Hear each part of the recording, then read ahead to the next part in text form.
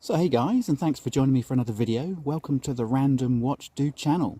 And today I'm out here on the beautiful calm waters of the Hauraki Gulf in Auckland in New Zealand, and I've got a very special watch. It's just arrived in the post, and today I'm going to show you my new very special watch which has just arrived in the post. It's a watch that I've been yearning for many years. And if any of you guys are out there that are fellow James Bond fans, particularly fans of the more recent Daniel Craig franchise, you're going to absolutely love this watch.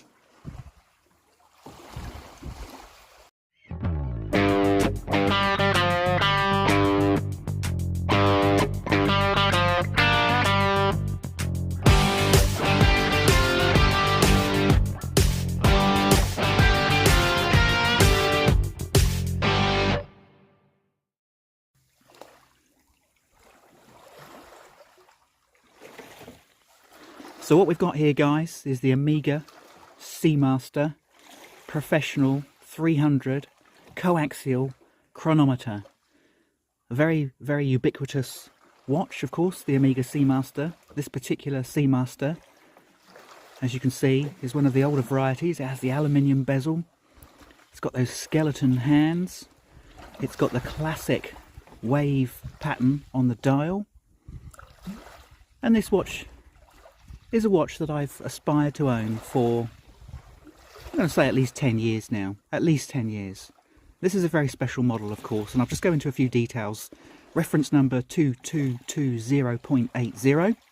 This watch was first released in 2006, which coincided with the release of James Bond 007 Casino Royale, one of the greatest James Bond movies.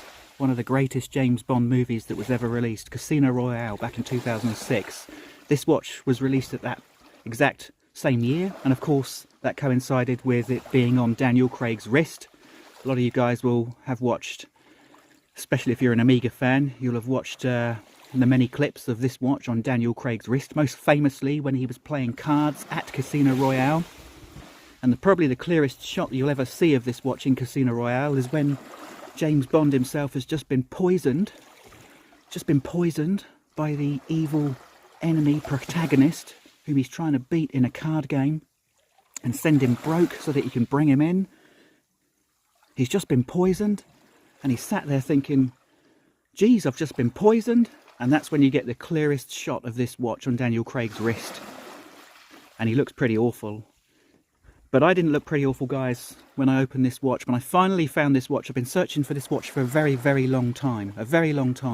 And it's taken me a while to get to this watch for various reasons. You know, the watch journey is never a smooth one, is it? It's taken me a while to get to the stage.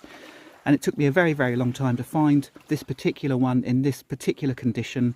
I'm a bit fussy with my watches, guys. I'm a bit fussy. I like to have the full set. I like to have all the cards. I like it to be in absolutely mint, immaculate condition. This one is. We're just going to cut to a couple of close-up shots, guys, and then I'm going to get into a hands-on review of this beautiful new Omega Seamaster.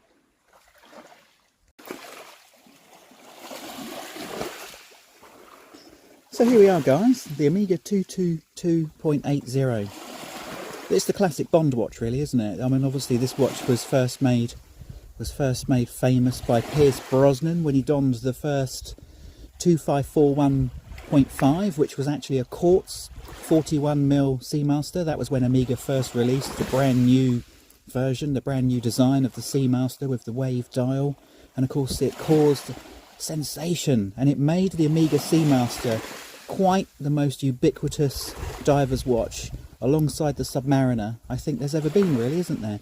And the later renditions of the Seamaster, particularly the very latest, with the ceramic bezel and the slightly different frequency of the wave pattern dial, the much thicker case, of course, and the see-through case back, it's kind of taken a little bit away from what I think a classic Seamaster is, you know, the OG Seamaster.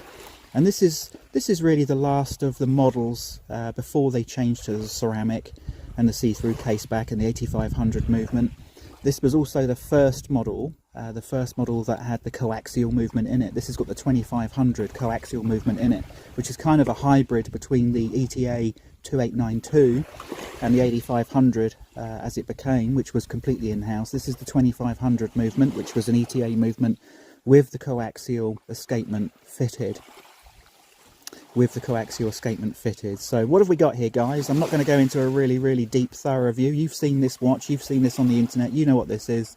This is a classic Omega Seamaster, 41mm diameter, 20mm lug width, 12.5mm thick, helium escape valve on the side, screw down crown, 300 meters of water resistance. That's about all there is to say, really, isn't there?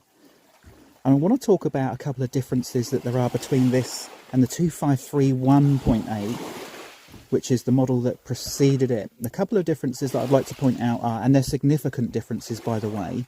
One is that the loom markers all the way around there used to just be printed or stamped onto the dial. With this model, the 2220.80, this model came, as you can see, with the loom in lovely white gold pots.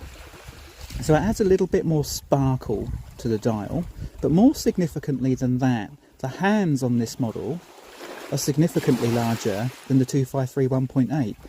The skeleton hands, and I know skeleton hands are a little bit of a touchy subject for some people hate the skeleton hands. I like them, I don't mind them at all. I think they're different, they're unique, and that's what makes the Seamaster the Seamaster. I like them, but these hands on this particular watch are significantly larger than they were on the 253 1.8. And I've had the 253 1.8, I had that watch, and what really annoyed me actually about that watch was the hands. They're too small for the dial, and Omega addressed that with this particular model. They made the hands, well, just more proportional to the dial, really. Just more proportional to the dial. The other significant difference, that is the biggest difference for me, those two aspects, is the size of the hands and the loom pots rather than loom markers. But the other obviously touchy subject with some people is the bracelet. Now I just think that the bracelet on the Seamaster is smashing. I love it. And I'm sorry if that upsets some of you who really like to hate the Seamaster bracelet, but I think it's corking. Absolutely gorgeous. For some of you that have been watching my channel for a while, you'll know that I also own a 225 4.5, which is the Peter Blake. That's another Seamaster. Which is another absolute smasher of a Seamaster. That has what could be referred to as the Speedmaster bracelet. But this for me is the classic Seamaster bracelet, the Omega Seamaster Professional 300 bracelet. What I also like about this watch, by the way, is the clasp. This has got the really nice thin profile clasp. You know, there's no raised surfaces across here. It opens lovely. It's all very well put together. You've got your diver's extension, of course, in here. You're never going to use that unless you actually, heaven forbid, take the watch diving.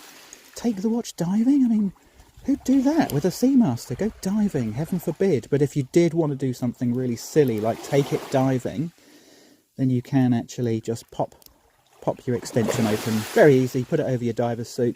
And then when you're finished and you want to go and have a nice cocktail in the bar afterwards, you pop it back on. And of course, stick it back on the wrist. So let's do a quick wristy whilst we're here. And I'll just move the camera a bit further out so you get a wider profile. So 41mm diameter, guys. 41mm diameter, 12.5mm thick. That's what this baby looks like. Comfortable. Absolutely like lying. It's like lying in your bed after a long day out and wrapping your blanket around you and just falling asleep. That's what it feels like when you put this watch on. It's so comfortable. It's the sort of comfort that you just look forward to. You can't wait to put it on in the morning. When you get out of bed, you think, I can't wait to put on my Omega Seamaster 2220.80. It's such a comfortable watch. I mean, Omega really knocked it out of the park when it comes to comfort on this watch. They really did. And no video would be complete, of course, without a shot of the caseback. Gorgeous caseback, hippocampus dial. Let's try and get it in focus for you there. No, that's not where. There we go. There we go. Hippocampus dial, Seamaster text across the top. You've got the Omega symbol there at the bottom of the seahorse. And of course you've got that service, the service mark there, which normally gets polished out. That mark normally gets polished out during the first service. which indicates to me that this watch hasn't been serviced in its lifetime. It's about 15 years old, this watch, so it's getting on a bit. It's knocking on in watch terms. It's probably never been serviced. It's running very well. I put it on my time grapher and it's running very nicely. Running a few seconds a day slow, which is not a big deal for me, but it does tell me that it's probably coming up to being due for a service quite soon. And I will put this watch in for a service probably in a few weeks' time. They're not cheap. I think a proper Omega service, and I'll get a proper Omega service done, not just some watchmaker service, because of course this is the 2500 coaxial movement. You do not want some dodgy, taught himself watchmaker to be servicing a coaxial movement. Just don't do it to yourself, guys. And my kayak is trying to escape, so I'm just going to have to stop for a moment and go and grab it before it drifts off. So I did manage to retrieve my kayak, guys, you'll be pleased to hear. And I am now heading home with the trusty Seamaster to time my trip back to the beach from the island that I've been making this review on.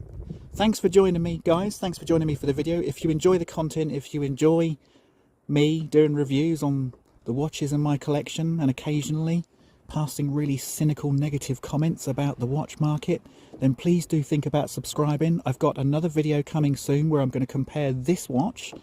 I'm going to compare this watch to the Peter Blake, the 225 4.5. That is going to be an absolute cracking comparison, guys. I can't wait to do that video. I'm really, really excited about making that video, because this is a stunning watch. The 225 4.50 is a stunning watch. Two fantastic Omega Seamasters. And I'm really looking forward to putting these two side by side and showing you what they look like side by side. And that'll be coming soon, guys. So please subscribe or like or do both. Thanks for watching, and I look forward to seeing you guys on the next video. Cheers.